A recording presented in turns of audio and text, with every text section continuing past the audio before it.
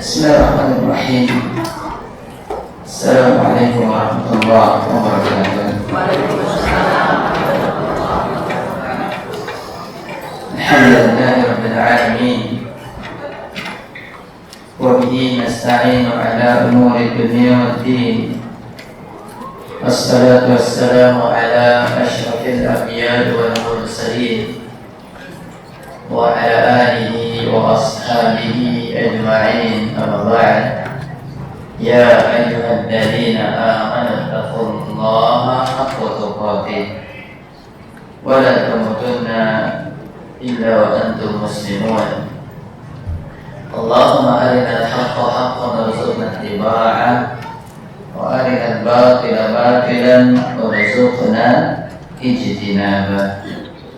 Rabbi shrah li sadri wa yassir li amri wahlul 'uqdatam min lisani yafqahu qawli. Ikhwatal iman wa akhwati fillah rahimani wa rahimakumullah.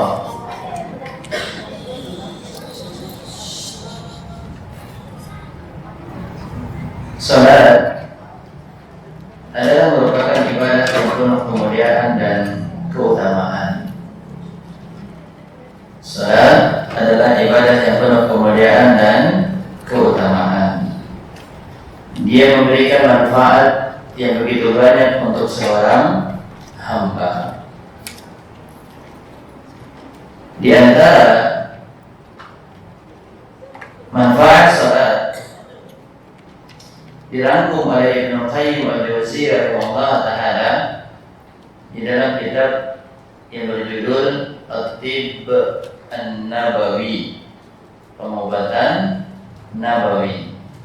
At-Tibb, Tibb pakai ba, bukan pakai p. At-Tibb An-Nabawi, perkataan dari Imam Ibnu Qayyim al-Jauziyah. Sebagai mukadimah daripada pertemuan kita pagi hari ini, mari kita mengambil faedah yang telah dirangkum, yang telah dikutip oleh Ibnu Qayyim al-Jauziyah rahimahullah taala di dalam kitabnya At-Tibb An-Nabawi, manfaat daripada salat. Yang pertama, majlibatul lirizqi, mendatangkan rezeki. Tidak ada orang yang mereka melaksanakan salat melainkan Allah Subhanahu wa taala akan memudahkan dia untuk mendapatkan rezeki. Karena salat adalah ibadah yang utama yang menunjukkan tentang takwanya seorang hamba. Sedangkan faedah daripada takwa Allah terangkan di dalam Quran surat At-Talaq akan membukakan pintu-pintu rezeki. Wa may yattaqillah yaj'al lahu makhraja wa yarzuquhu min haitsu la yahtasib. Yang kedua, hafizatun lis-sihhah, menjaga kesehatan. Manfaat daripada salat adalah menjaga kesehatan.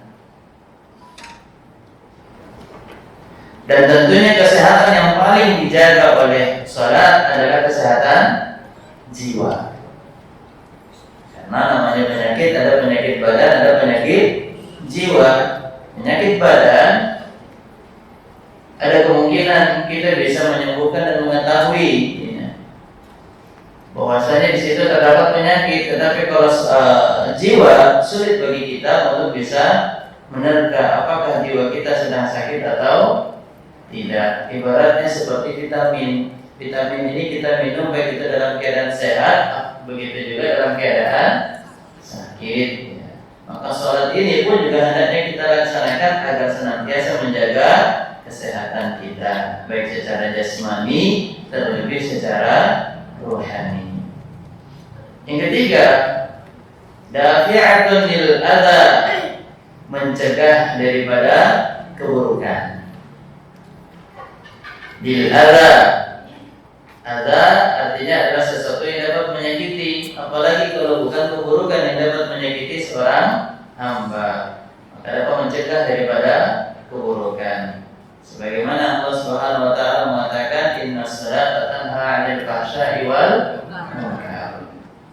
Kemudian yang keempat, manfaat daripada salat adalah mataradatun lil adwa, dapat mengusir penyakit. Kalau tadi menjaga kesehatan, sekarang mengusir. Dan tentunya penyakit yang hendaknya wajib bagi kita untuk mengusir dan membersihkan, yaitu adalah penyakit hati. Dan salat dapat mengusir dan membersihkan penyakit hati. Kemudian manfaat daripada ibadah salat yang disampaikan oleh Ibnu Qayyim al-Jauziyah nomor 5, muqawwiyatun lil qalbi, dapat menguatkan hati. Hati ini terkadang dia lemah, terkadang dia kuat. Sama seperti badan, terkadang dia kuat, terkadang dia lemah. Maka sebagaimana badan membutuhkan gizi, vitamin, obat yang dapat menguatkan badan ini, maka demikian pula hati. Maka salat adalah muqawwiyatun lil qalbi, dapat menguatkan hati. Kemudian yang selanjutnya, manfaat daripada salat disampaikan dari Ibnu Qayyim al-Jauziyah, mubayyidatun lil wajhi, dapat mencerahkan wajah. Wajahnya menjadi cerah. Cerah itu artinya apa, Pak? Fresh. Ya, cerah itu bukan berarti berubah menjadi putih. Itu skincare itu nanti. Bukan hand body ini. Mubayyidatun lil wajhi artinya adalah dapat mencerahkan yang namanya wajah. Berarti wajahnya selalu semangat di dalam kebaikan. Dia tidak ada rasa malas. Nanti insyaallah termaksud daripada yang dibahas. Kemudian selanjutnya yang keberapa? Yang keenam. Ketujuh. Yang keenam ini harus dijemur ini. Ngantuk, baru mulai dah 6, 7. Yang ketujuh, mufrihatun lin nafsi, membahagiakan jiwa. Membahagiakan jiwa. Kalau tidak ada orang yang selesai melaksanakan sholat, mereka marah-marah. Yang ada mereka bahagia, senang. Jiwa mereka menjadi lebih nyaman untuk beraktivitas setelah melaksanakan sholat. Kemudian yang selanjutnya, yang kedelapan, mudhibatun lil kasal, dapat menghilangkan rasa malas. Kasal itu artinya malas. Bagi kita yang ingin dihilangkan atau menghilangkan rasa malas atau meningkatkan semangat di dalam kebaikan, maka berupayalah untuk menjaga salatnya. Karena ketika seseorang senantiasa menjaga salatnya dan dia melaksanakan salat dengan baik dan benar, maka dia akan selalu semangat, hilang rasa malasnya di dalam melakukan kebaikan. Kemudian yang selanjutnya, munasyitatun lil jawarih, dapat menambahkan semangat untuk anggota tubuh. Dapat menambahkan semangat, munasyitatun, yaitu menambahkan semangat lil jawarih, untuk anggota tubuh.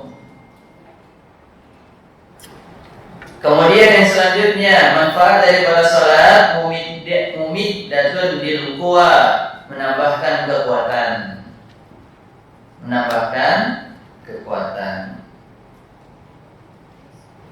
Yang selanjutnya, syarihatun lis sadr, melapangkan dada.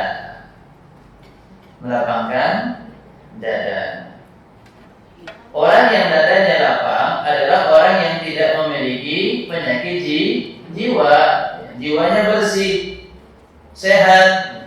Maka di antara manfaat jiwa yang sehat adalah melapangkan dada. Tapi kalau dadanya sempit aja, susah melihat orang bahagia, berarti itu orangnya memiliki jiwa yang sedang sakit. sakit yang harus segera diobati. Di antara obat yang baik untuk mengobati penyakit hati adalah salat. Mughdiyatun lirruh. Kemudian manfaat selanjutnya daripada salat adalah santapan ruh.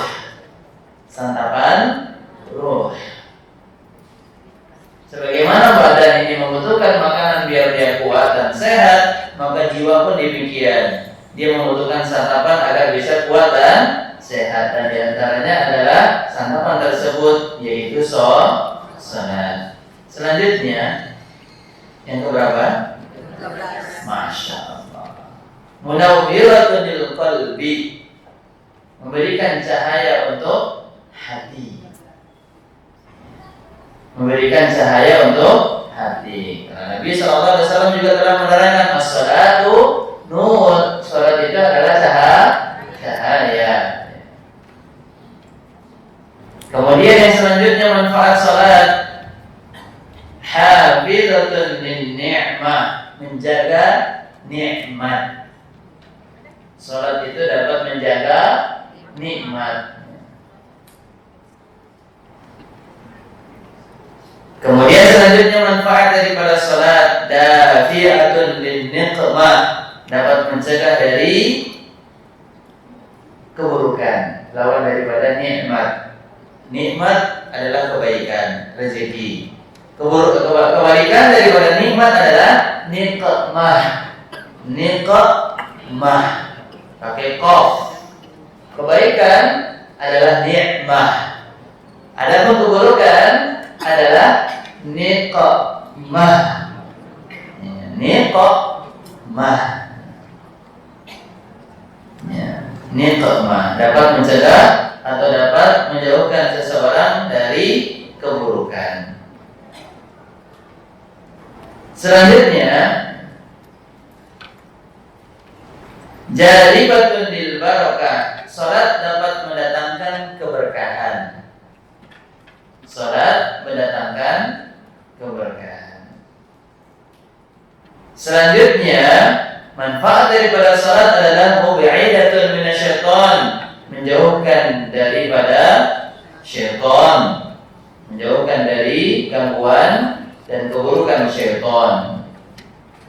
Mubi'idatun minasyaitan, dapat menjauhkan seseorang dari keburukan dan gangguan yang datang dari syaitan. Dan yang terakhir, muqarribatun minar rahman. Salat dapat mendekatkan seorang hamba kepada Ar-Rahman, Allah yang Maha Pengasih. Salat dapat mendekatkan seorang hamba kepada Allah yang Maha Pengasih, Ar-Rahman. Berapa semuanya? Iya, dicatat nanti diserahkan ke panitia. Atau ada bagi-bagi sembako ya. Bagi mereka yang lengkap catatannya. Allah Ta'ala wa a'la. Maka ini muqaddimah untuk kita ketahui faedah yang dirangkum dikutip oleh Ibnu Qayyim al-Jauziyah rahimahullah taala di dalam kitabnya yang berjudul At-Tibb An-Nabawi. Semoga ini tentunya menjadi motivasi agar kita selalu semangat untuk menjaga dan melaksanakan salat dengan baik dan benar sesuai dengan apa yang telah diajarkan di dalam sunnah Rasul sallallahu alaihi wasallam. Kita masuk kepada kitab yang kita kaji, koreksi berbagai kesalahan yang ada di dalam ibadah salat yang ditulis oleh Syekh Abdul Aziz bin Nasir Al-Musainid hafidhahullah ta'ala. Kita masuk kepada poin nomor berapa ibu-ibu? 4. Baik.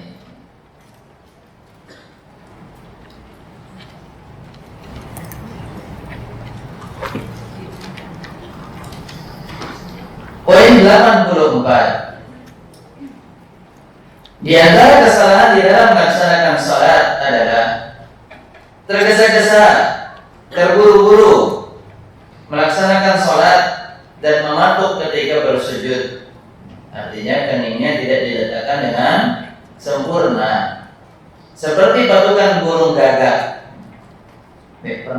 tergantung begitu. Masya Allah, kalau belum pernah searching di YouTube.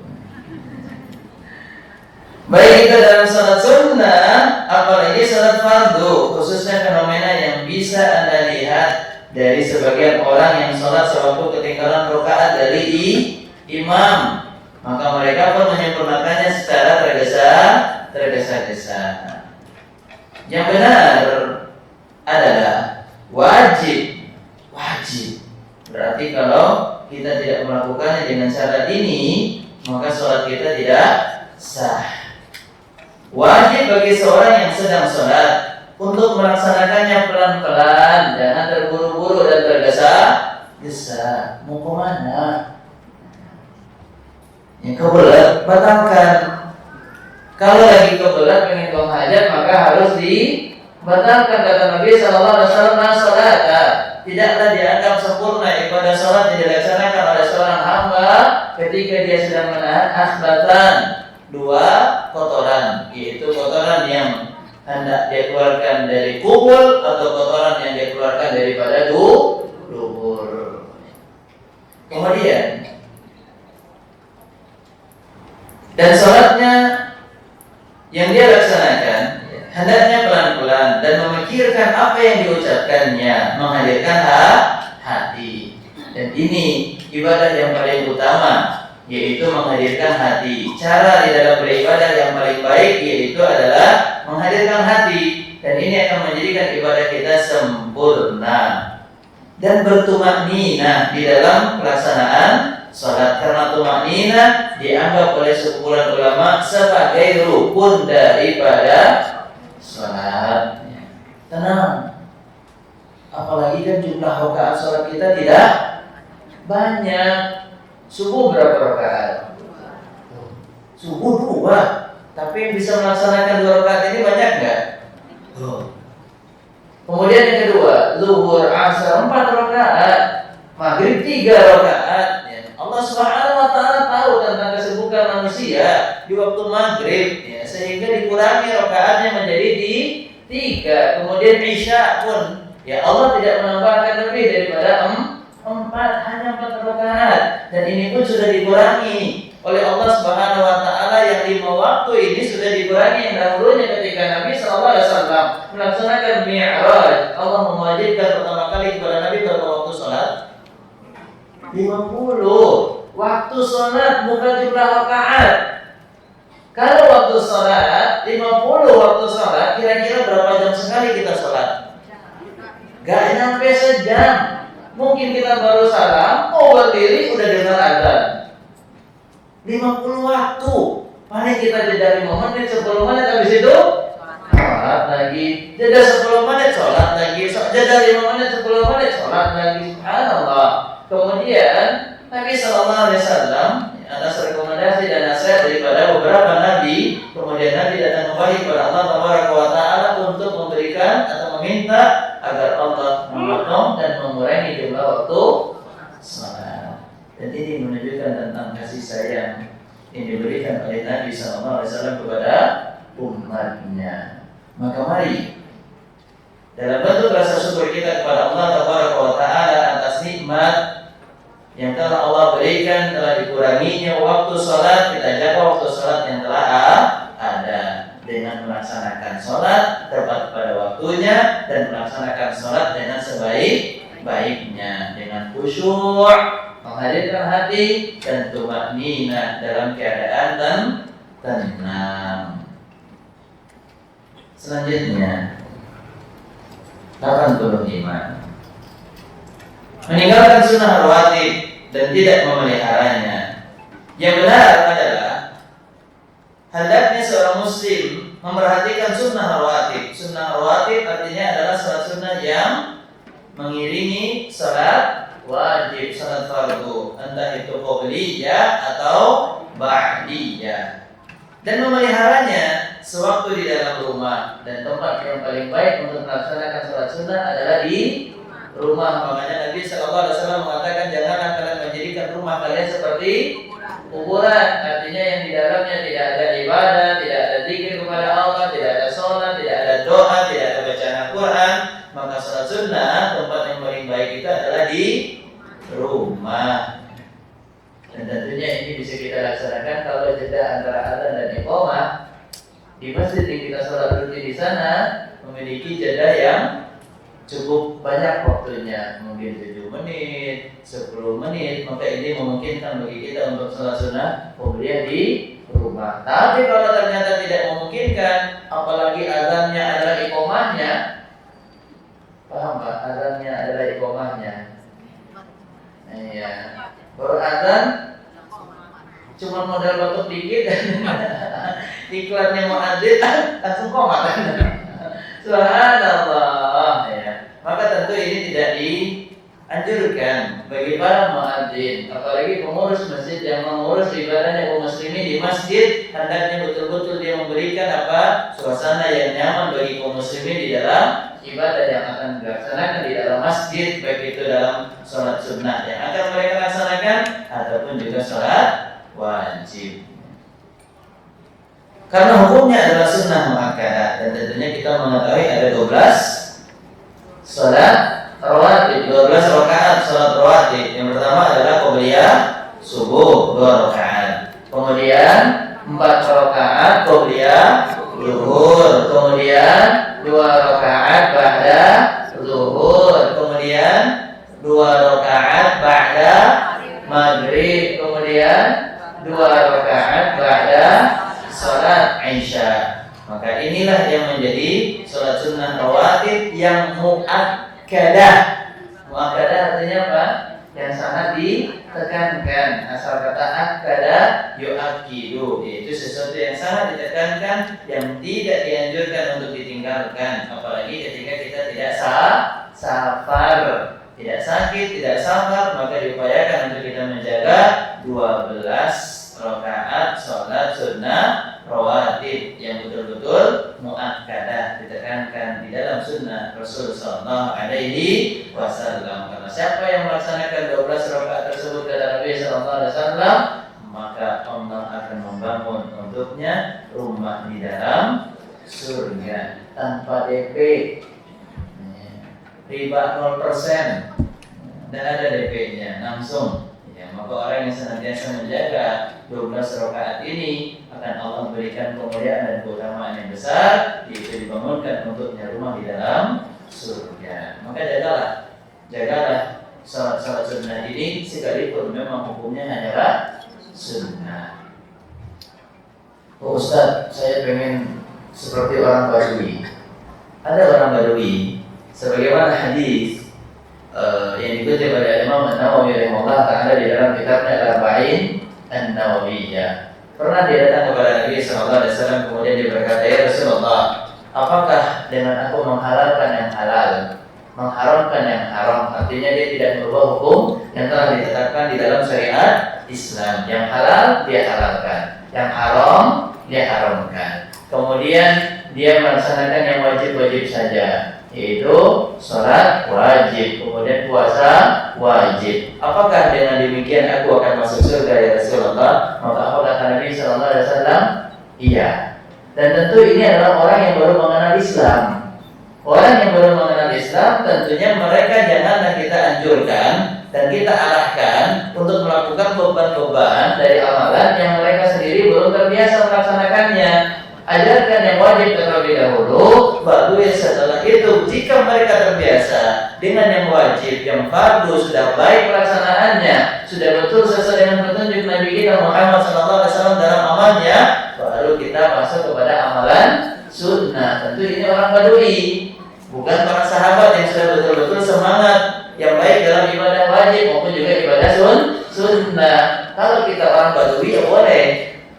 Ya, kita baru masuk Islam contohnya, mu'alaf ya silahkan. Tapi kalau kita sudah lama masuk Islam dan kita sudah tahu cara ibadah dengan baik dan benar dan sudah terbiasa melaksanakan yang wajib, tentunya sangat-sangat dianjurkan kita menambahkan amalan sunnah. Karena dalam hadis Nabi sallallahu alaihi wasallam berkata, Allah Subhanahu wa taala berfirman, nanti akan ditanyakan setelah dihisab amalan-amalan yang wajib, mana dari amalan-amalan sunnah yang dilakukan oleh hambanya. Jadi amalan sunnah adalah sebagai pelengkap dari pahala ibadah wajib yang kita laksanakan kepada Allah Subhanahu wa taala. Selanjutnya poin 86. Pergi dari masjid sehabis salat asar tanpa ada hajat atau keperluan yang mendorong hal itu, sewaktu imam memulai membacakan suatu bab dari bab ilmu.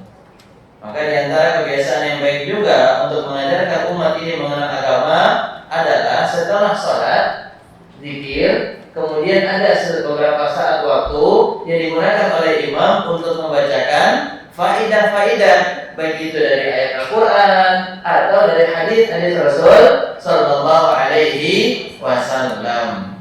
Maka ini adalah di antara kesalahan dan kekeliruan jika ada majlis ilmu yang dilaksanakan selepas salat wajib, kemudian kita keluar tanpa ada hajat yang memang kita harus melaksanakannya di luar masjid. Yang benar, hendaknya jamaah salat yang tidak punya keperluan atau hajat yang mendesak untuk keluar masjid tetap berada di dalam masjid dan meniatkan hal itu ikhlas karena Allah untuk mendengarkan kebaikan yang teraplikasikan dalam ilmu syar'i demi memahami agama Allah Subhanahu wa taala, atau untuk mendengarkan nasihat yang baik yang bisa diambil manfaatnya sehingga dari nasihat tersebut dapat menambah keimanan mereka. Maka ilmu adalah di antara yang dapat menjadikan iman seorang muslim bertambah, sebagaimana ini diterangkan juga oleh Syekh Abdul Rahman bin Nasir As-Sa'di rahimahullah taala di dalam tafsirnya Taisir Kalimur Rahman di tafsir Kalamul Mannan tatkala menafsirkan ayat yang ketiga dari surat Al-Asr, illal ladzina amanu, kecuali orang-orang yang beriman.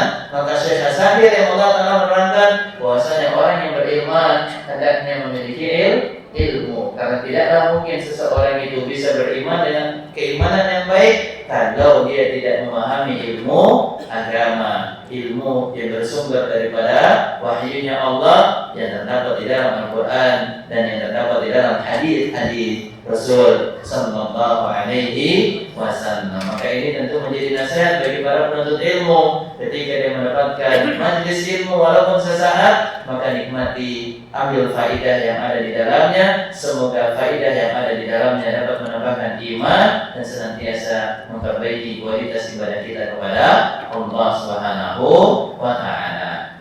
Dan tentunya ini semuanya berdasarkan dari hadirnya niat. Kita bisa mendapatkan keutamaan hadir di majelis ilmu jika kita menghadirkan niat. Dia menghadirkan niat di dalam hatinya untuk hadir di majelis ta'lim atau majelis ilmu. Maka Bapak Ibu sekarang ini hadir di majelis ilmu harus menghadirkan juga niat untuk mengangkat kebodohan dari diri sendiri dan orang lain, niat untuk juga menguatkan dan meningkatkan iman, niat untuk memperbaiki dan meningkatkan kualitas ibadahnya kepada Allah Subhanahu wa taala. Poin yang selanjutnya 87. Kesalahan sebagian orang ada yang membawa makanan ke masjid untuk dimakan, udah itu gak dibagi-bagi lagi. Berisik, munyah-munyahnya kedengaran, capaknya itu capak Pak. Capak itu kalau bahasa barat artinya apa itu? Udahlah, kedengaran sama tetangga berisiknya, baunya kecium, gak bagi-bagi lagi. Enaknya orangnya diapain ya? Iya, ditegur kan? Ditegur lagi dong kan? Masya Allah. Kita lihat apa yang menjadi kesalahan, bukan di dalam tidak membaginya ya Pak ya. Lalu akibat daripada makanan yang dibawa di dalam masjid menghadirkan bau yang tidak sedap, yang dapat mengganggu jamaah sholat di dalam melaksanakan sholatnya. Di samping itu juga terkadang ada kotoran dari makanan tersebut yang menempel pada sejadah. Tuh dikasih baunya doang. Makanannya nggak ada.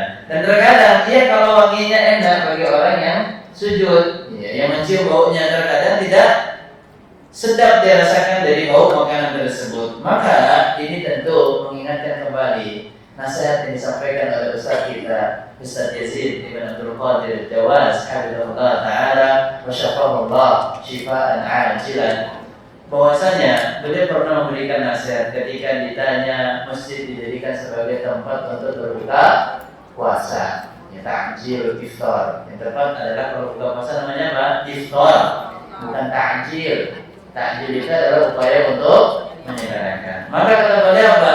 Tidak semestinya masjid itu dijadikan sebagai tempat untuk makan-makan, karena memang masjid itu adalah tempat untuk beribadah, mendekatkan diri kepada Allah Subhanahu wa taala. Kalau memang ingin makan-makan, maka di sini dari penulis pun juga memberikan nasihat, kalau memang itu adalah merupakan hal yang dibutuhkan dan itu sifatnya hanya sesekali, maka hukumnya boleh. Dan Ustaz kita Ustaz Yazid Hafizullah Ta'ala memberikan juga saran, kalau memang ingin makan-makan, coba buat juga tempat khusus untuk makan. Dan itu bukan di area utama untuk melaksanakan sholat. Jadi contoh seperti di masjid ini.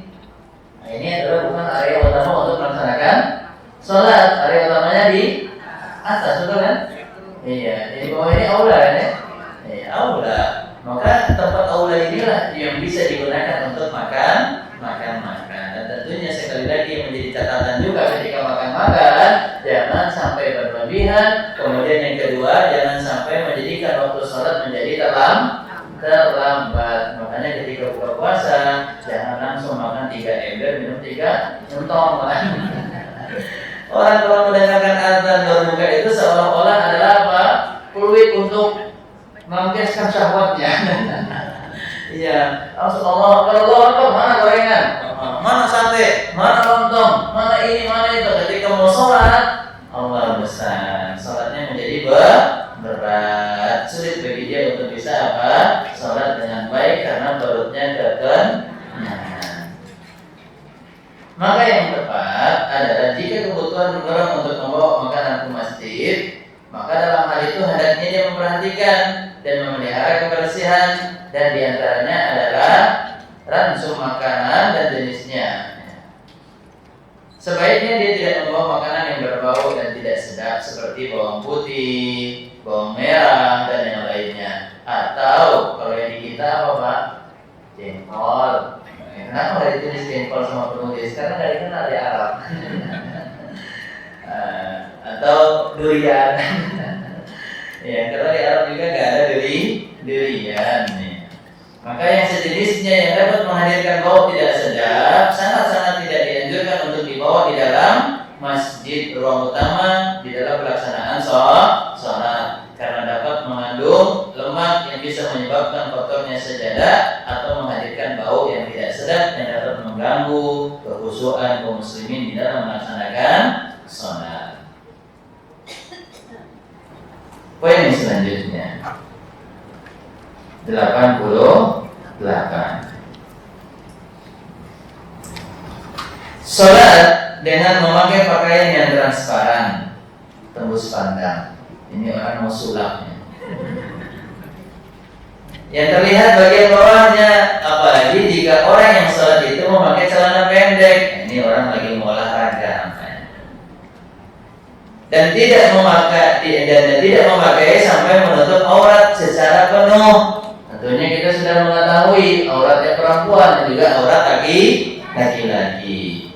Dan wajib bagi perempuan dan laki-laki untuk menutup auratnya. Sebagaimana ini disyaratkan oleh Nabi SAW dalam hadisnya dikeluarkan oleh Abu Dawud dan yang lainnya dari Aisyah radhiyallahu anha, Rasul SAW bersabda, "La yaqbalullah salata haidin illa bi khimar." Tidaklah akan diterima oleh Allah salat wanita yang sudah haid kecuali dengan menggunakan khimar.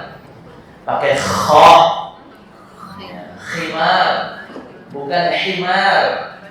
Himar keledai, bukan kedelai. Keledai. Ya, Masya Allah ini luar biasa bahasa Arab. Beda saja satu huruf sudah beda arti. Illa bi khimar. Khimar itu artinya adalah penutup kepala. Karena kepalanya wanita di dalam sholat adalah merupakan bagian aurat yang wajib dia tutup. Dan hadis ini menerangkan bahwasanya pertama, sholat itu mulai diterima dan tercatat pahala di sisi Allah ketika ketika orang tersebut melaksanakannya dia ketika tidak masuk dalam usia balik. Wanita ditandai dengan haid. Ya.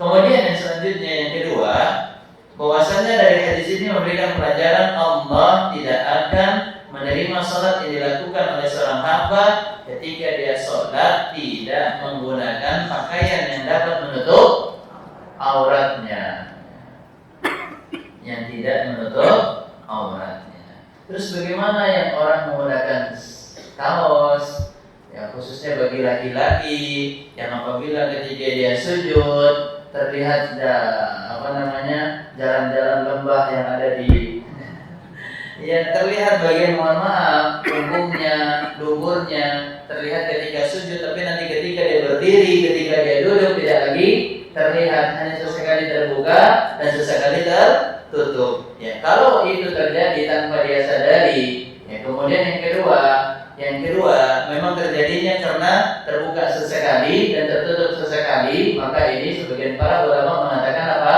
Salatnya tetap sah. Ya, sebagian terbuka, sebagian tertutup, artinya dalam beberapa gerakan terbuka, gerakan yang lain tertutup, tidak terbuka dari awal hingga akhir. Berbeda halnya kalau dia terbuka auratnya dari awal hingga akhir, dan ada orang yang mengingatkan dia, maka hukum salatnya adalah tidak sah. Wajib dia mengulangnya, tentunya dia mengulangnya tidak dengan pakaian yang sama lagi. Iya, diulang lagi, tapi sama aja, terbuka lagi auratnya. Ya, hikmahnya bukan di pengulangannya saja, tetapi hikmahnya adalah wajib di penutupan auratnya dengan baik dan sempurna. Wajib menutup aurat dalam setiap keadaan, dan kewajiban itu bertambah kuat terutama di dalam sholat, bahkan sampai di dalam olahraga pun, contoh seperti laki-laki ya, sepak bola, wajib dia menutup auratnya. Begitupun juga perempuan, wajib bagi mereka ketika mereka sedang olahraga, jogging atau sedang senam kesehatan, maka itu termasuk daripada yang juga keadaan di mana seorang wanita dan laki-laki wajib menutup auratnya. Dan lebih ditekankan lagi menutup aurat adalah tatkala kita sedang melaksanakan salat, dan aurat laki-laki itu dimulai dari pusar hingga lutut. Jadi wajibnya memakai pakaian yang menutup atau rapat. Dalam hal ini juga diperhatikan ketebalannya, baik yang dipakai itu berupa baju ataupun juga celananya, ketebalannya yang juga harus diperhatikan. Dan dilanjutkan pembahasan ini di poin selanjutnya 89. Tidak meneliti. Apa artinya tidak meneliti, Pak? Tidak menelaah dan dengan cermat. Celana panjang sewaktu melaksanakan sholat, dan hal itu dapat menyebabkan terbukanya celana atau copotnya celana sehingga keluar dan terlihat auratnya. Yang benar, hendaknya seorang yang menggunakan celana panjang sebelum dia sholat, dia perhatikan, dia cermati. Dengan cara apa, Pak? Dia lihat kancingnya ada kepasang atau enggak, resletingnya ada kepasang atau enggak. Kemudian cawe itu apa, Pak? Ikat pinggangnya. Ya, maka kalau memang celananya itu yang dipakai ada talinya, dengan dia memasang tali, kemudian pinggang celananya itu menjadi kuat, maka dia pasang. Tapi kalau dia tidak memperhatikan, sembarang sholat begitu saja tanpa memperhatikan pakaian yang dia kenakan, yang kancingnya nggak kepasang, resletingnya nggak kepasang, akhirnya ketika dia sholat terkadang apa? Ya kalau copotnya ada prosesnya. Ya, kalau copotnya langsung bukan. Terus kan sampingnya juga jadi gagap, latah ya. Terus dia ngomong, copot. Akhirnya semua sholat yang ada di sana bisa jadi apa? Banyak yang batal, ya, gara-gara satu kejadian yang unik ini. Maka bagi laki-laki, perempuan boleh atau tidak menggunakan celana? Menggunakan celana untuk sholat? Boleh atau tidak? Boleh. Siapa yang bilang tidak boleh? Ya kalau memang celananya menutup aurat, yang bilang nggak boleh siapa? sekarang ini celana siapapun itu yang memakai, laki-laki ataupun perempuan, cuma kebanyakan yang identik untuk khususnya masyarakat Indonesia, kebanyakan kita itu sholat menggunakan apa? Mukena. Kalau nggak pakai mukena sholat itu, jangankan yang nggak pakai mukena apa, pakai celana panjang, yang pakai jilbab besar aja masih dilihatin. Oh, pakai jilbab aja. Mana dalil dia menerangkan wajibnya kita pakai mukena? Tidaklah diterima sholat wanita yang tidak mengenakan mukena. Hadis mungkar. Hadisnya nggak ada asalnya. Maka yang tepat itu adalah betul-betul menutup aurat. Mau apapun penamaan daripada pakaian yang kita gunakan, entah itu celana, entah itu rok, entah itu gamis, selama dia memang menutup aurat, apalagi terbuat daripada bahan yang betul-betul baik, tebal, dan tidak tipis, tidak membentuk lekuk tubuh, maka itu adalah pakaian yang dibolehkan untuk digunakan laksanakan sholat. Cuma mungkin di pandangan masyarakat kita saja yang sedikit berbeda, merasa itu tidak etis di dalam melaksanakan sholat menggunakan pakaian demikian. Tapi intinya bukan itu, tetapi intinya adalah gimana pakaian tersebut sempurna di dalam menutup aurat, dia tidak tipis, dia tidak membentuk lekuk tubuh, maka tentu pakaian tersebut apapun namanya boleh digunakan untuk melaksanakan sholat. Poin yang ke-90. Sebagian orang yang sholat, ada yang jika masuk masjid sementara jamaah sedang melaksanakan sholat tarawih pada bulan Ramadan, mereka menuju ke suatu tempat daripada bagian masjid dan melaksanakan sholat Isya. Artinya orang ini datang terlambat, datang ke masjid, ternyata dia dapatkan jamaah yang ada di dalam masjid tersebut sudah memulai melaksanakan sholat tarawih, sholat Isya-nya sudah selesai. Kemudian mereka membuat kelompok baru untuk sholat Isya di waktu yang bersamaan di masjid utama. Kaum muslimin melaksanakan sholat tarawih, mungkin mereka di luar, di pelataran atau di bagian belakang, mereka melaksanakan sholat Isya, dan ini adalah merupakan di antara kekeliruan. Yang benar, boleh melakukan sholat Isya di belakang orang yang sedang sholat tarawih. Artinya makmumnya melaksanakan sholat yang dia niatkan sholat fardu. Adapun imamnya adalah sedang melaksanakan sholat sunnah. Maka orang yang melaksanakan sholat fardu boleh berimam kepada imam yang sedang melaksanakan sholat sunnah, atau boleh berimam kepada orang yang sedang melaksanakan sholat sunnah. Sebagaimana kisah siapa? Mu'ad bin Jabal. Kisah Mu'ad bin Jabal radhiyallahu anhu, dia setelah sholat bersama Rasulullah sallallahu alaihi wasallam, kemudian dia kembali kepada masyarakatnya, kepada kaumnya. Kemudian Mu'ad menjadi imam untuk jamaah, imam sholat jamaah di kaumnya. Dan untuk Mu'ad, sholat yang dilaksanakan yang kedua itu hukumnya adalah sunnah. Hukumnya adalah sunnah. Contoh hal yang mungkin case atau permasalahan yang mungkin terjadi adalah seperti suami setelah sholat Isya atau setelah sholat fardu dia pulang, kemudian istri belum melaksanakan sholat wajib. Boleh nggak suaminya menjadi imam untuk istrinya, sedangkan dia sendiri melaksanakan sholat sunnah ba'diyah contohnya? Maka jawabannya boleh. Atau mungkin dia akan mengulang kembali. Suaminya sudah sholat Isya berjamaah di masjid, kemudian dia kembali pulang ke rumahnya, kembali melaksanakan sholat Isya untuk istrinya dan untuk anak-anaknya, dia sholat berjamaah di masjid. Boleh atau tidak? Hukumnya adalah boleh. Sholat yang kedua yang dilakukan oleh suami di rumah, baginya mendapatkan pahala sunnah. Adapun untuk istri dan anak-anak mungkin yang di rumah adalah mendapatkan pahala wajib. Walaupun sebagian para ulama mengatakan makruh, namun pendapat yang kuat di antara perbedaan pendapat berkaitan tentang masalah ini, pendapat yang kuat wallahu ta'ala a'lam, yaitu bolehnya orang yang melaksanakan sholat fardu berimam kepada orang yang sedang melaksanakan sholat sunnah. Untuk apa? Untuk mendapat keutamaan sholat jamaah.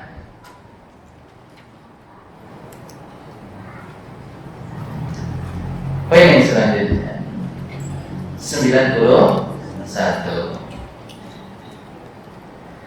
Di antara kesalahan dan kekeliruan orang yang melaksanakan salat adalah dia salat sendirian di belakang shaf, padahal masih ada bagian shaf yang bisa dia isi dari ruang kosong dari shaf tersebut. Maka yang benar adalah tidak sah salat sendiri di belakang shaf sementara masih bisa mengisi ruang kosong yang ada pada shaf di depannya.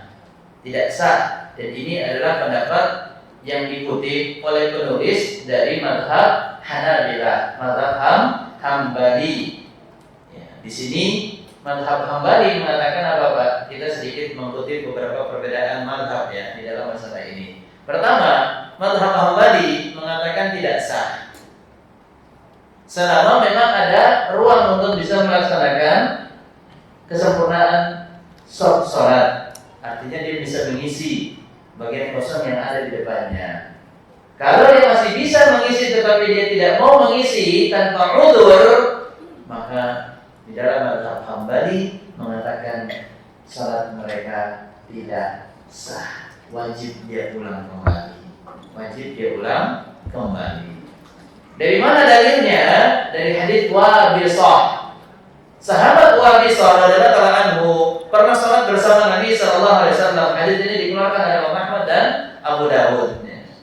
Kemudian Nabi sallallahu alaihi wasallam mengetahui bahwasanya Wabisah radhiyallahu anhu dia salat sendiri. Dia salat sendiri, artinya di shaf sendiri, tidak bergabung dengan jamaah yang lain yang ada di depannya untuk menyempurnakan kesempurnaan daripada shafnya. Kemudian apa kata Nabi sallallahu alaihi wasallam? Fa amarahu Nabi sallallahu alaihi wasallam ayyu'id. Maka Nabi memerintahkan Wabisah untuk kembali mengulang salatnya. Maka ini tentu harus kita perhatikan. Inilah pentingnya ilmu di dalam ibadah yang kita laksanakan. Mungkin bagi kita menganggap ini ibadahnya sah kok. Saya salat kok, enggak ada yang membatalkan. Mereka cuma tahu yang namanya membatalkan salat itu makan, ngomong dengan sengaja, buang angin atau buang hajat, itu saja. Tapi mereka tidak tahu ada lagi yang lain yang bisa menjadikan salat mereka itu harus diulang alias tidak sah. Jadi antaranya ini dia masih mendapatkan shaf di depan, renggang, kosong, kemudian dia tidak ada upaya untuk mengisinya. Terus kalau renggang, jamaah ini kita geser-geser boleh atau tidak Pak? Ya, kita melihat dulu keadaan dari jamaahnya. Kalau memang jamaahnya ini adalah merupakan jamaah yang sudah memahami berkaitan tentang masalah ilmu di dalam praktek salat, maka tidak mengapa kita geser. Pak, geser ya Pak, geser untuk isi yang kosong boleh. Kita yang belum salat boleh berbicara dengan orang yang sudah salat, tetapi orang yang sudah salat nggak boleh nyautin. Ya, Pak geser ya, J. Ya, sih, teman-teman apa-apa. Makanya seperti ini tidak diperbolehkan. Ya tentunya orang yang sudah sholat boleh berbicara. Tetapi kalau orang yang belum sholat boleh berbicara kepada orang yang sudah sholat atau yang sedang sholat. Contohnya seperti apa? Memperbaiki arah kiblat. Pak, mohon maaf, jenengan ya sampai ini arah kiblatnya salah sebelah kanan. Kita geser kita putar arah badannya boleh atau tidak? Boleh. Masa kita tunggu sampai terakhir Pak, ya, baru kita kasih tahu. Maka tidak boleh kita yang namanya mengakhirkan sesuatu yang mesti harus disampaikan di kala itu. Sebagaimana ini disampaikan oleh Nabi sallallahu alaihi wasallam dalam hadis yang sahih yang dikutip oleh Imam An-Nawawi di dalam kitabnya Al-Arba'in An-Nawawiyah, "Man ra'a minkum munkaran." Siapa yang melihat terjadinya suatu kekeliruan, kemungkaran, maka hendaknya dia berubah dengan tangannya. Nah ini dia di antara berubah dengan tangannya. Ketika ada melihat saudara kita yang ternyata dia sholatnya arah kiblatnya salah, langsung kita rubah dengan tangan kita atau mungkin dengan lisan kita. Kata Nabi sallallahu alaihi wasallam, kalau dia nggak mampu dengan tangan, takutnya nanti salah dipahami pahami, maka dengan bisa dia sampaikan, mohon maaf akhi, ukhti, kiblatnya sana, harusnya ke kanan, ya ke kanan arah kiblatnya, atau ke belakang, atau ke kiri, langsung seperti itu. Dan orang yang sedang sholat langsung memperbaiki arah kiblatnya tanpa harus membatalkan lagi sholatnya. Silahkan dia lanjutkan. Ini mazhab Hambali mengatakan apa? Tidak sah. Kemudian ada lagi sebagian daripada mazhab mengatakan makruh. Sholatnya sah, sholat di shaf sendiri. Ini pendapat yang kedua. Selain daripada mazhab Hambali, yang diambil pendapat ini oleh mazhab Hanafi, sebagaimana dikutip oleh Al-Ghazali di dalam kitabnya yang berjudul Bada'i'us Shana'i'.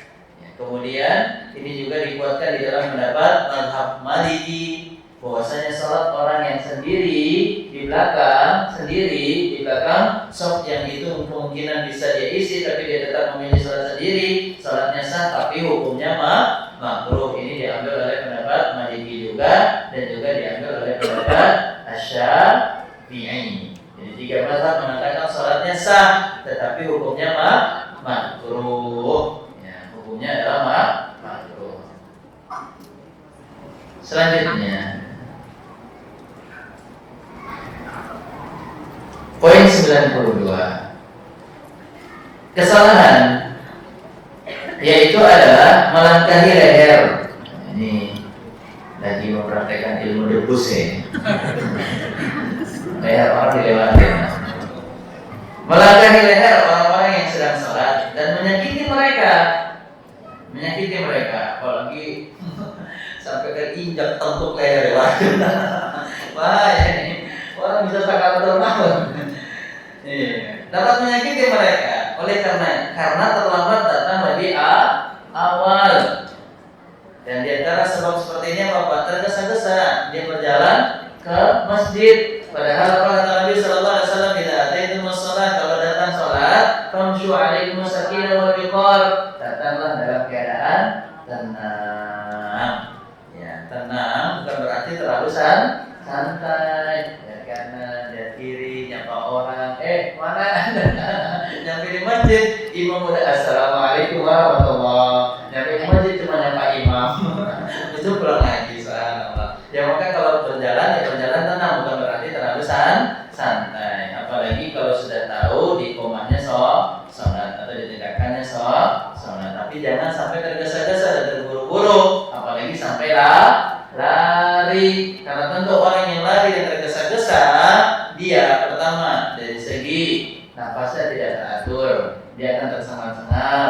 Kemudian yang kedua, dari segi kekhusyuan dia di dalam memahami apa yang dia baca pun juga menjadi terburu-buru. Maka tentu ini akan menjadikan sholat kita tidak sempurna dari segi kualitas pahalanya. Tidak boleh melangkahi pundak orang yang sedang sholat dan menyakiti mereka karena terlambat ketika datang ke masjid. Yang sebaiknya dilakukan adalah seorang muslim hendaknya dia pergi ke masjid lebih awal dari waktu sholat dan berusaha mendapatkan shaf yang paling pertama. Jika dia mendapatinya telah terisi pada jamaah, maka dia mengisi di shaf yang selanjutnya, yang kedua, begitupun seterusnya, agar bisa memperoleh pahala. Maka masuk masjid di awal waktu adalah apa yang ada di antara salat sunnah, membaca Quran, zikir, doa dan yang lainnya. Artinya ketika dia masuk di dalam awal waktu, maka dia bisa mengamalkan amalan-amalan sunnah yang begitu banyak. Di antaranya adalah melaksanakan salat sunnah, membaca zikir, doa dan ibadah yang lainnya. Maka diupayakan. Dari poin yang 92 kita mendapatkan pelajaran, hendaknya bagi kita yang akan melaksanakan sholat berjamaah di masjid, hendaknya datang di awal waktu. Dan ini diantara juga kiat untuk meraih kekhusyuan di dalam sholat. Sudah mempersiapkan diri sebelum masuknya waktu sholat, agar bisa jalan dengan tenang, agar bisa mendapatkan shaf yang paling depan, agar bisa mengamalkan amalan-amalan sunnah yang sangat banyak dan bervariasi. Poin selanjutnya 93. 3. Di antara kesalahan dan kekeliruan yaitu adalah sholat tanpa memakai pembatas. Pembatas apa ini? Bukan pembatas kuku ya. Sutra, yaitu adalah pembatas untuk sujud. Baik itu sholat sunnah, tetap dianjurkan untuk juga menggunakan namanya sutra. Begitupun juga untuk sholat fardu. Ya, maka sholat fardu sutranya di mana? Itu adalah imam. Maka imam ketika dia sholat, maka hendaknya dia sholat menggunakan sutra. Ya, maka imam pun hendaknya menggunakan sutra. Yang benar disebutkan oleh penulis hafizahullah ta'ala, dianjurkan melakukan sholat dengan menghadap ke pembatas, yaitu sutra. Baik ketika dia melaksanakan sholat sunnah maupun di dalam melaksanakan sholat fardu, sholat wajib. Pembatas sutra itu boleh berupa tongkat, tongkat ya. Yang ditancapkan tentunya, bukan yang dirabahkan. Yang dirabahkan nggak kelihatan. Ini berdiri, mohon maaf. Kalau mungkin tongkatnya bisa diberdirikan, berdirikan. Apalagi yang punya 3 kaki, biasanya kan bisa diberdirikan. Kalau dirabahkan nggak kelihatan, ya tidak terlihat. Tapi kalau memang tongkatnya tinggi, ya silahkan. Intinya bisa terlihat di atas tanah yang itu dijadikan sebagai sutra. Atau berupa tembok dinding, tiang atau yang lainnya, sehingga orang lain tidak bisa lalu lalang di depannya. Menggunakan sutra, hukumnya adalah sebagian para ulama mengatakan sunnah. Ada lagi yang mengatakan wajib. Taruhlah sekalipun itu adalah hukumnya sunnah, dengan kita menggunakan sutra, maka kita telah mengamalkan sunnah. Jika kita telah mengamalkan sunnah, maka kita telah mendapatkan tambahan pahala. Dan tentu seorang muslim yang cerdas, yang haus akan kebaikan, dia tidak akan membiarkan pahala berlalu begitu saja tanpa ada upaya untuk melaksanakannya. Maka dia, walaupun hanya sebatas amalan sunnah, seorang muslim hendaknya dia berupaya untuk juga melaksanakan dan melakukannya. Itu diantaranya adalah dengan menghadirkan sutra pembatas dia sujud di dalam ibadah salat yang dia laksanakan. Sebagaimana hadis Abu Sa'id Al-Khudri, hadis dari sahabat yang mulia Abu Sa'id Al-Khudri radhiyallahu anhu yang dikeluarkan oleh Abu Dawud rahimahullah taala, bahwasanya Nabi sallallahu alaihi wasallam bersabda, "Idza shalla ahadukum," apabila salah seorang dari kalian melaksanakan salat, dan di sini sifatnya umum, salat apapun itu, salat wajib atau salat sunnah. Apabila salah seorang dari kalian dia salat, falisolli ila sutratin, hendaknya dia salat menghadap ke sutra, wal yadanu minha, dan hendaknya dia mendekatkan dirinya ke sutra. Sebagaimana yang pernah kita praktekkan di bulan yang lalu, yang namanya sutra itu hendaknya jarak kepala kita ketika sujud dengan adanya sutra itu sangat dekat, jangan sampai jauh. Tujuannya untuk apa? Agar kita bisa menghalang orang yang akan melewati kita tatkala kita sedang sholat. Tas boleh atau tidak dijadikan sebagai sutra? Boleh. Yang penting tas sendiri, bukan tas orang lain. Tas orang lain. Kemudian meja belajar tentunya, boleh. Tentunya yang aman-aman aja yang dijadikan sutra. Di antaranya kita hindari untuk dijadikan sutra apa yang pernah saya bahas dulu. Di antaranya adalah kotak infak, kotak amal, jangan dijadikan sebagai sutra. Takutnya nanti kalau terjadi pencurian, kehilangan isi kotak infak, dan ternyata pas dicek di CCTV, terakhir orang yang terlihat di wajah CCTV adalah wajah kita, maka wajahnya kita lah yang akan dituduh mengambil apa yang ada dari kotak amal tersebut. Selanjutnya, poin 94. Di antara kesalahan yaitu adalah berjalan di depan orang yang sedang sholat. Nah ini yang sering saya lihat nih, di sholat sunnah khususnya. Mereka pas giliran ada orang yang berzikir, tidak dilewatin. Lebih mereka muliakan orang yang berzikir dibandingkan orang yang sedang sholat. Artinya lebih mereka muliakan itu mereka lebih memperhatikan bahwasanya mereka tidak mau berjalan ya, di depan orang yang sedang berzikir. Apa bedanya orang yang sedang berzikir dengan orang yang sedang sholat? Mereka sedang apa? Membutuhkan yang namanya kenyamanan. Mereka sedang membutuhkan yang namanya sesuatu yang tidak membuat mereka tidak fokus ya, mengabaikan fokus mereka di dalam sholatnya. Maka ketika kita melihat ada orang yang sholat, sekalipun dia tidak menggunakan sutra, maka diupayakan kita tidak berjalan di depannya.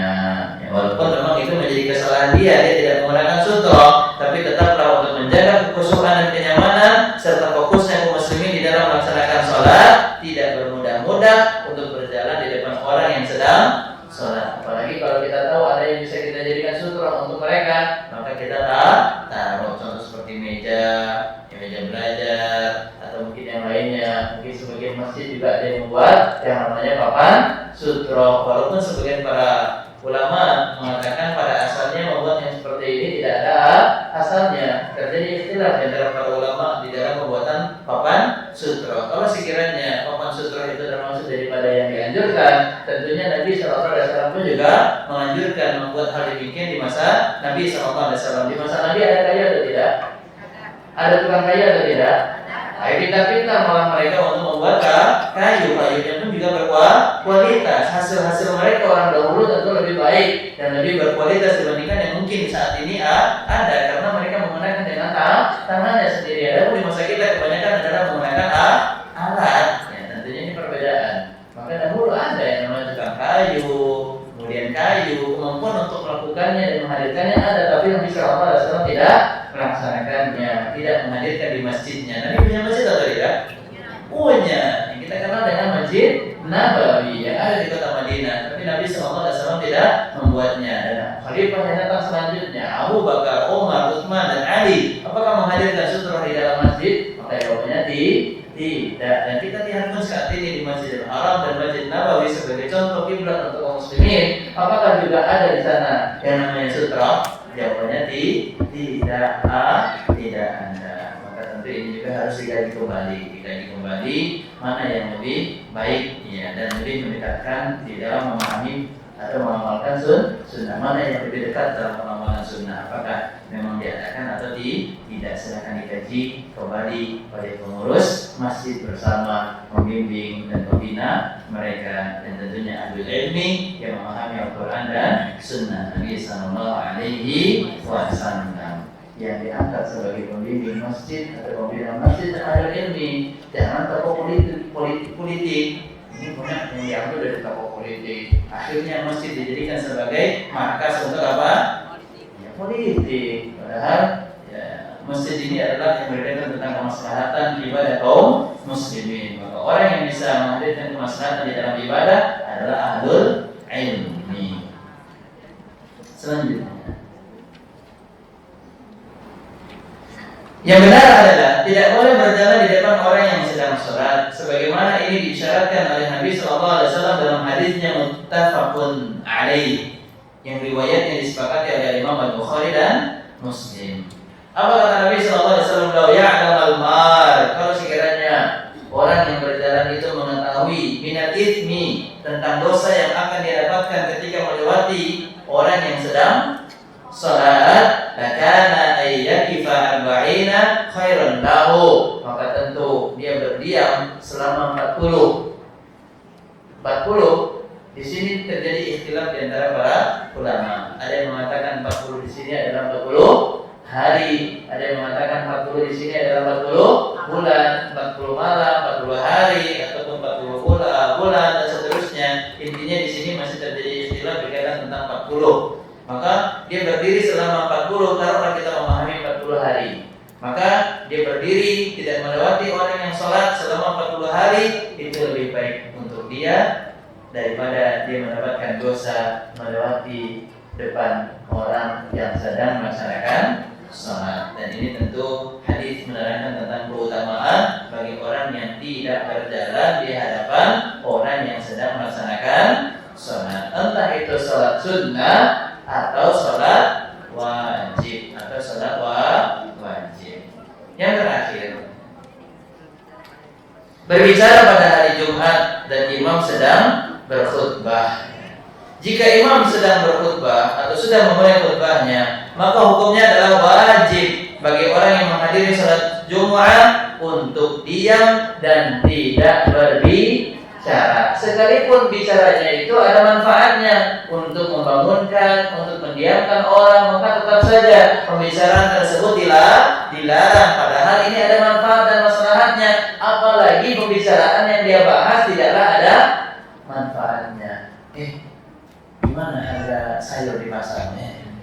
Ya, diskusi, orang lagi nyampein khutbah di depan khatib, ternyata dia malah juga berkhutbah di sana. Dia punya acara khutbah sendiri, subhanallah. Maka tentu ini adalah merupakan kekeliruan, sehingga ketika kalau dia melakukannya ketika imam sedang berkhutbah kemudian dia berbicara, maka dia tidak akan mendapatkan pahala. Faqad lagaw, kata Nabi sallallahu alaihi wasallam, dia telah melakukan perkara yang sia-sia. Dia telah menyia-nyiakan pahala yang seharusnya dia dapatkan dengan mendengarkan khatib sedang berkhutbah, tetapi apa? Akhirnya dia tidak mendapatkan pahala tersebut. Artinya dia telah melakukan sia-sia, yaitu adalah dia telah menyia-nyiakan pahala yang harusnya dia dapatkan dengan mendengarkan khutbah.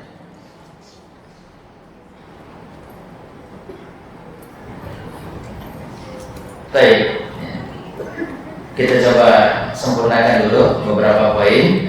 Di sini mudah-mudahan sampai poin 98 secara singkat saja. Poin 96. Di antara kesalahan sewaktu salat jenazah diperhatikan bahwa kerabat mayit khususnya juga teman-temannya dan para tetangganya berbaris di sebelah kanan imam untuk melaksanakan salat jenazah. Yang benar, sewaktu sholat jenazah maka tempat para makmum berada di belakang imam, sama seperti sholat fardu. Sebagian ada yang mengkhususkan hanya di bagian kanan, tetapi tidak mengisi di bagian kiri. Padahal cara melaksanakan shaf di dalam pelaksanaan sholat jenazah sama seperti pelaksanaan sholat fardu, yaitu berada di belakang imam, baik di sebelah kanannya ataupun di sebelah kirinya. Maka shaf sholat jenazah dari poin 96 kita mendapatkan pelajaran hukumnya atau caranya, kaifiatnya sama ketika kita melaksanakan shaf di sholat berjamaah. 97. Di antara kesalahan, jika orang yang sholat masuk untuk menunaikan sholat Jumat dan muadzin sedang mengumandangkan adzan yang kedua, artinya adzan yang telah menunjukkan masuknya waktu sholat. Nah ini harusnya kita memahami Bapak Ibu, sebenarnya adzan yang pertama itu bukan menunjukkan kita waktu sholatnya sudah masuk, tidak. Tetapi adzan yang pertama adalah tujuannya untuk memberitahukan kaum muslimin bahwasanya sesaat lagi waktu sholat Jumat akan masuk, sehingga yang sedang sibuk di dalam perniagaannya, yang sedang sibuk dengan aktivitasnya, yang sedang berjalan dengan jarak yang jauh, maka hendaknya berupaya untuk bersegera dan meninggalkan aktivitas dunianya untuk persiapan melaksanakan sholat Jumat. Kita sekarang bagaimana sifat adzan yang pertama? Adzan yang pertama itu menunjukkan telah masuknya waktu sholat. Ya, kemudian nanti habis itu dia apa? Adzan kedua. Kemudian nanti ketika dari adzan yang pertama dan adzan yang kedua ada yang sholat sunnah. Yang mereka niatkan sholat qobliyah. Qobliyah jumhur para ulama mengatakan apa? Tidak ada. Makanya nanti ketika setelah sholat Jumat ba'diyahnya menjadi berapa rakaat? 4, 2, yaitu karena tadi qobliyah Jumat karena tidak ada, sebagian para ulama mengatakan demikian, sehingga dia mengambil pendapat atau dia melaksanakannya ba'diyahnya yang harusnya biasanya zuhur 2 rakaat, ini ba'diyah Jumat menjadi berapa rakaat? 4. Ya, maka kalau kita pengen mempraktekkan ya sebagaimana ini dilakukan di Masjidil Haram dan di Masjid Nabawi, kita melihat di sholat Jumat mereka itu antara adzan pertama dengan adzan yang kedua jaraknya setengah jam kurang lebihnya, setengah jam, ya seperempat atau setengah jam. Dan itu adzan yang pertama dikumandangkan bukan menunjukkan telah masuknya waktu sholat, tidak, tetapi untuk mengingatkan yang sedang beraktivitas, mengingatkan bagi mereka yang sedang mungkin tertidur, yang sedang terlalai, atau mungkin yang sedang berjalan menuju masjid, ayo segera persiapkan diri kita untuk melaksanakan sholat Jumat. Maka yang tepat adalah ketika azan yang kedua telah dikumandangkan oleh muadzin, ya. Nah, ini sebagian kesalahan disebutkan di poin 97. Ketika azan yang kedua sudah dikumandangkan oleh muadzin, dia masih menjawab azan dengan menunggu, baru setelah azan itu selesai dia melaksanakan sholat tahiyatul masjid. Maka yang benar, yang tepat adalah jika orang yang sholat masuk untuk menunaikan sholat Jumat dan muadzin sedang mengumandangkan azan yang kedua, maka sebaiknya dia tidak usah menunggu hingga muadzin selesai, tapi dia langsung melaksanakan sholat tahiyatul masjid, karena mendengarkan khutbah hukumnya adalah wajib, sedangkan untuk menjawab azan yang berkumandang hukumnya adalah sunnah. Maka tentu wajib yang lebih diutamakan untuk dilaksanakan dibandingkan amalan sunnah. Mendengarkan khutbah ini adalah hukumnya wajib, sedangkan menjawab kumandangnya azan itu adalah hukumnya sunnah. Maka sekalipun ini sering terjadi, maka kalau saya jadi khatib, kemudian saya mendapatkan ada beberapa kaum muslimin yang masih berdiri, saya langsung memberikan isyarat di atas mimbar, ya. Langsung melaksanakan apa? Laksanakan sholat tahiyatul masjid. Karena nanti mereka ketika melaksanakan sholat tahiyatul masjid dan khatib sudah berkhutbah, tentu akan terabaikan dan tertinggal daripada faedah-faedah yang disampaikan oleh khatib. Maka tentu bagi mereka yang terlambat, kemudian mereka datang dan azan sedang dikumandangkan, hendaknya langsung melaksanakan sholat tahiyatul masjid tanpa menunggu azan selesai, baru setelah itu mereka melaksanakan sholat tahiyatul masjid. Dan yang terakhir yang kita bahas di poin yang 98 adalah sebagian orang yang masih ditahan oleh Allah dalam keadaan sakit, seperti pingsan atau menjalani operasi dan lainnya, meninggalkan atau melewatkan beberapa salat fardu. Jika Allah telah memberikan kesembuhan, maka mereka melakukan semua salat fardu yang dilewatkan itu pada waktu zuhur, asar pada waktu asar, dan seterusnya. Artinya kalau ada yang tertinggal seperti pingsan karena ada uzur, seperti sakit, ya, kemudian tertidur, dia pengen mengqadha salat yang tertinggal, dia qadha di waktunya. Contoh dia tertinggal zuhur, maka dia nunggu. Sekarang dia berada di waktu isya, contoh dia zuhur pingsan. Kemudian mensadarkan diri di waktu salat isya. Dia tunggu zuhur di esok hari, baru dia mengqadha salat zuhur. Kemudian asarnya pun juga dia menunggu datangnya waktu salat asar, baru dia mengqadhanya. Maka ini cara qadha yang salah, yang keliru. Yang tepat, yang benar adalah ketika kita ingin mengqadha, maka bergegaslah. Wajib bagi kita untuk bergegas mengqadha salat yang terlewatkan, meskipun dia melakukan semuanya itu bukan di dalam waktunya, di waktu salat yang lain. Contoh salat zuhur tadi, dia pingsan, mungkin karena ada pembiusan untuk tindak operasi, akhirnya baru sadarkan diri, yaitu di waktu salat isya. Maka ketika dia sadarkan diri di waktu salat isya dan dia mampu untuk bisa mengqadha semuanya, waktu salat zuhur, asar, dan maghrib yang tertinggal, maka dia qadha di waktu salat isya. Jangan dia tunda di waktu yang datang selanjutnya. Karena apa? Karena sungguh waktu salat semuanya telah ditentukan oleh Allah Taala. Maka bagaimana cara mengqadhanya? Mengqadhanya sesuai dengan urutannya.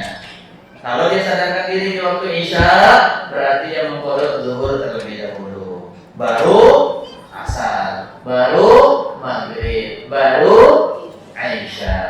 Jadi isyanya nanti, karena urutan waktu salat telah ditentukan oleh Allah Subhanahu wa taala, sebagaimana Allah katakan di dalam Quran surat An-Nisa, inna salata kanat 'alal mu'minina kitaban mawquta. Sesungguhnya salat telah ditentukan waktunya oleh Allah Subhanahu wa taala. Baik, maka inilah yang bisa kita kaji sampai di poin 99. Semoga apa yang telah kita pelajari menjadi ilmu yang bermanfaat. Semoga Allah Subhanahu wa taala senantiasa memperbaiki dan menerima ibadah salat kita. Allahu taala. a'la wa a'lam. Kita masuk kepada sesi tanya jawab.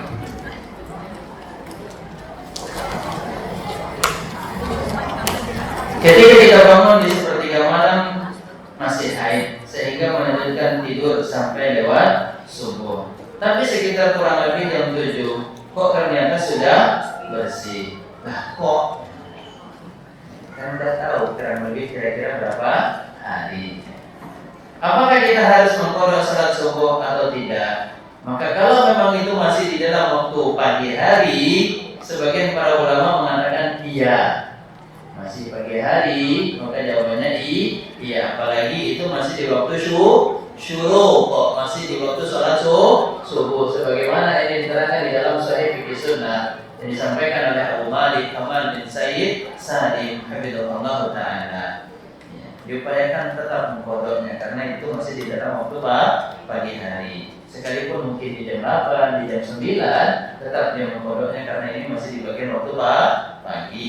Karena salat subuh adalah merupakan di antara salat yang kita laksanakan di pagi hari. Allah Ta'ala alam. Ada yang mengatakan iya mengqadha, ada juga yang mengatakan tidak. Tapi kalau dalam bentuk kehati-hatian, maka menurut saya tetaplah dia mengqadha sebagaimana ini penjelasan disampaikan di dalam Sahih Fiqh Sunnah. Allah Ta'ala. Bagaimana caranya membayar fidyah seseorang yang sudah meninggal dan dengan uang atau makanan, serta sebaiknya fidyah itu diberikan kepada fakir miskin atau ke semua kalangan. Fidyah apabila itu adalah merupakan fidyah bagi orang yang memiliki hutang puasa, maka itu dalam bentuk makanan dan diberikan kepada kategorinya siapa? Miskin. Karena inilah yang disampaikan oleh Allah Taala di dalam Quran surat Al-Baqarah, wa 'alal ladzina yutiqunahu fidyatun ta'amu miskin. Nah, fidyah itu diberikan dalam bentuk makanan dan juga dibagikan kepada orang miskin. Jadi tidak kepada semua kalangan, tetapi hanya kepada orang miskin dan dalam bentuk makanan. Dan sifat makanan bisa makanan yang mentah, yang belum dimasak atau yang sudah dimasak. Ingat, mentah itu betul-betul bahan makanan, bukan uang. Karena bahasa kita sekarang ini kalau mentah itu adalah duit. Nah, mentah aja lah. Akhirnya dikasih yang mentah, bahan-bahan makanan. Ya, betul-betul mentah itu artinya yang belum dimasak seperti sayuran, kemudian beras dan seterusnya.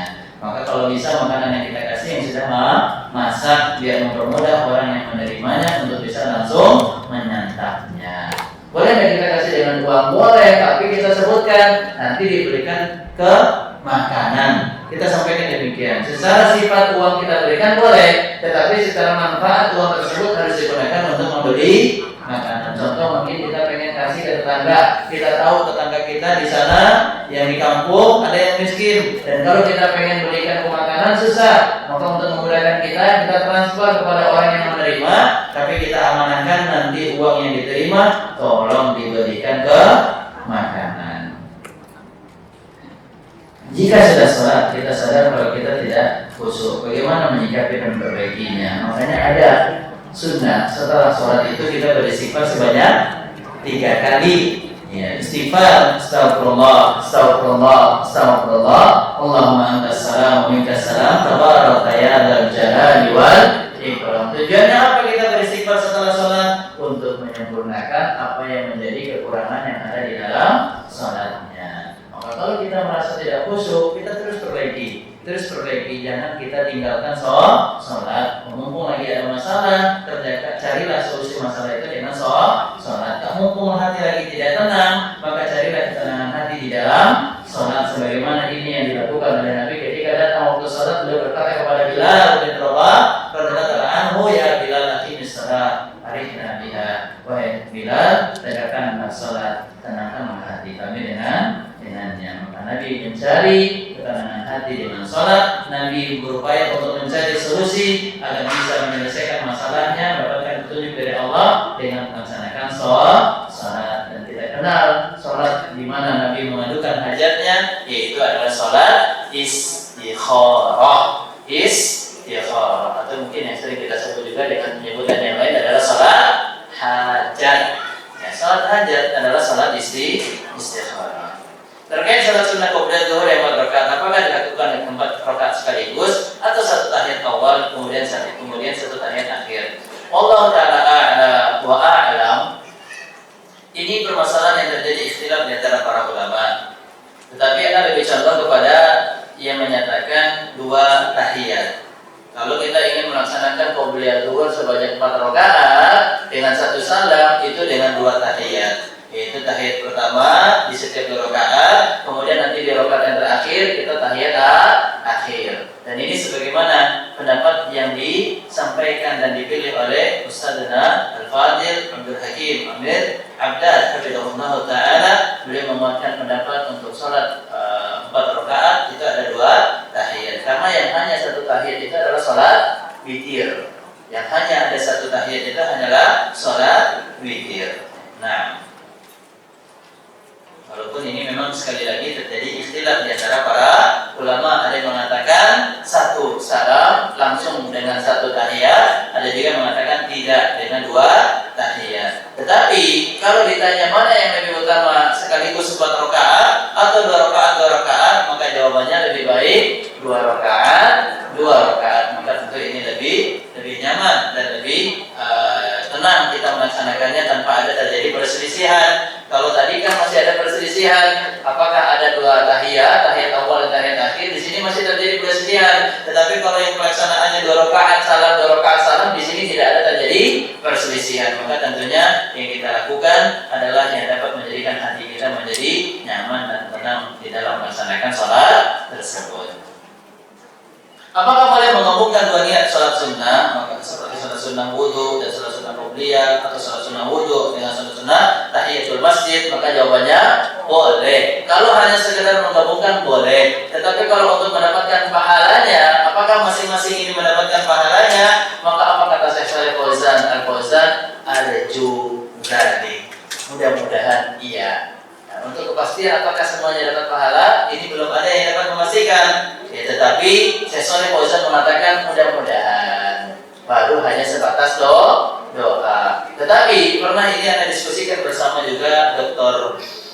Tiranda Adil Jahabidullah taala berkaitan tentang masalah pahala yang akan didapatkan daripada sholat sunnah yang digabungkan 2 niat atau 3 niat. Maka beliau memberikan faedah penjelasan bahwasanya boleh menggabungkan, tetapi yang tercatat pahala mana yang kita lebih condong di dalam melaksanakannya, mana yang kita lebih condong di dalam melaksanakannya. Contoh seperti kita saat ini telah dikumandangkannya adzan, maka yang kita lebih condong melaksanakannya sholat apa? Qobliyah atau tahiyatul masjid? Sedangkan kita baru masuk masjid, ya kita lebih condong di dalam niat melaksanakan sholat sunnah tersebut adalah qobliyah. Boleh nggak kita menggabungkan 3 niat? Contohnya tahiyatul masjid, sholat sunnah wudhu, begitu juga sholat sunnah qobliyah, boleh atau tidak? Namanya boleh, menggabungkannya boleh. Tetapi untuk masalah tercatat pahala dari setiap yang kita gabungkan dari niat-niat ini, inilah yang belum ada jawaban secara pasti. Para ulama hanya mengatakan semoga, mudah-mudahan semuanya niat yang kita gabungkan termaksud daripada yang mendapatkan pahala. Tapi kalau memang waktunya ittasa, lebih luas, lebih renggang, lebih leluasa, kita bisa melaksanakannya satu-satu. Tahiyat iya, qobliyah iya, salat sunnah wudhu iya, kita bisa melaksanakannya masing-masing. Apalagi ini tentu kelebihan yang bisa didapatkan oleh para wanita ketika sholat di rumahnya. Ingat, iqamah yang ada di masjid itu hanya untuk iqamah yang sholat di masjid, bukan untuk para wanita. Karena sebagian ibu-ibu, emak-emak, mereka memahami bahwasanya iqamah yang ada di masjid itu juga berlaku untuk para wanita yang ada di rumahnya. Enggak, tapi itu berlaku untuk hanya yang ada di masjid. Allah Ta'ala. Apakah sholat sunnah 4 rakaat sebelum asar termasuk sholat sunnah ditekankan? Jawabannya tidak. Itu hanya sekedar sholat sunnah ghairu muakkadah, tetapi juga dianjurkan. Bedakan antara muakkadah dengan mustahabbah. Silakan dicatat. Yang nyuruh tutup buku tulis siapa? Cemburu juga. Bedakan antara muakkadah dengan mustahabbah. Muakkadah itu artinya yang ditekankan, mustahabbah itu yang dianjurkan. Tidak semuanya yang dianjurkan itu mesti masuk dalam kategori ditekankan. Tapi yang setiap yang ditekankan mesti sangat dianjurkan. Jelas? Do you understand? Maka bedakan muakkadah. Muakkadah hanya 12. Tetapi contoh seperti qobliyah maghrib, qobliyah isya, dia bukan muakkadah, tapi mustahabbah. Begitu juga dengan qobliyah asar, dia mustahabbah. Sebagaimana penjelasan ini disampaikan di dalam buku Amalan Sunnah Sehari-hari Rasulullah SAW, ini ditulis dan disusun oleh Syekh Abdullah Al-Furaish rahimahullah ta'ala.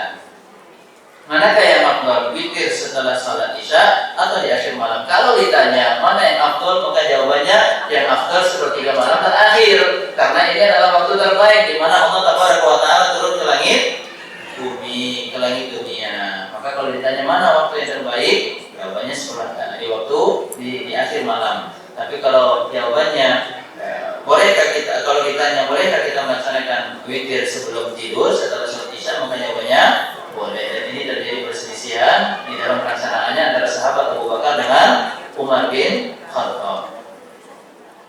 Bagaimana cara memotivasi saudara dan anak agar tidak malas salat? Dibacakan ayat-ayat tentang keutamaan salat dan sampaikan ancaman-ancaman Allah dan Rasulnya ketika orang tersebut meninggalkan dan melalaikan salat. Sebaik-baik perkataan itu adalah perkataan yang ada di dalam Al-Quran, dan sebaik-baik petunjuk adalah petunjuk yang ada di dalam hadis-hadis Rasul Sallallahu Alaihi Wasallam. Maka dengan demikian sebaik-baik nasihat yang kita sampaikan untuk motivasi di dalam kehidupan adalah nasihat yang ada di dalam Al-Quran dan hadis Rasul Sallallahu Alaihi Wasallam. Maka bagaimana cara anak itu semangat di dalam sholat? Sampaikan motivasi pahala dari keutamaan sholat, dan bagaimana mereka agar takut di dalam meninggalkan sholat. Sampaikan ancaman-ancaman yang Allah berikan di dalam Al-Quran ataupun yang diterangkan di dalam hadis-hadis Rasul Sallallahu Alaihi Wasallam. Sebagaimana contohnya diantaranya adalah fawaidul lil musallin. Ini adalah diantara ancaman melalaikan sholat. Kemudian diantara meninggalkan sholat juga di dalam Quran surat Al-Muddathir.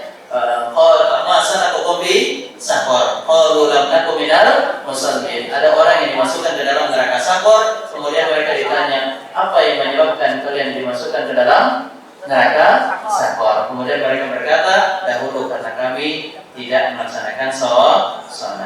Allah Ta'ala alam. Ini saya jadikan PR saja dulu ya Bapak Ibu. Ada beberapa juga yang bertanya, karena waktu kita sudah habis dan kita terbatas di dalam menyampaikan kajian, maka insya Allah akan kita bahas di pertemuan selanjutnya. Para lebihnya itu yang bisa kita kaji di pertemuan pagi hari ini. Semoga menjadi ilmu bermanfaat. Semoga Allah Subhanahu Wa Taala senantiasa memperbaiki dan menerima segala ibadah kita. Semoga Allah mengampuni segala dosa kita, dan kita semuanya semoga diwafatkan dalam keadaan husnul khatimah. Sallallahu ala nabiyina Muhammadin wa ala alihi washabbihi wasallam. Wa akhiru da'wana alhamdulillahirabbil alamin. Subhanakallahumma wa bihamdika asyhadu an la ilaha illa anta astaghfiruka wa atubu ilaik. Jazakumullahu khairan. Assalamualaikum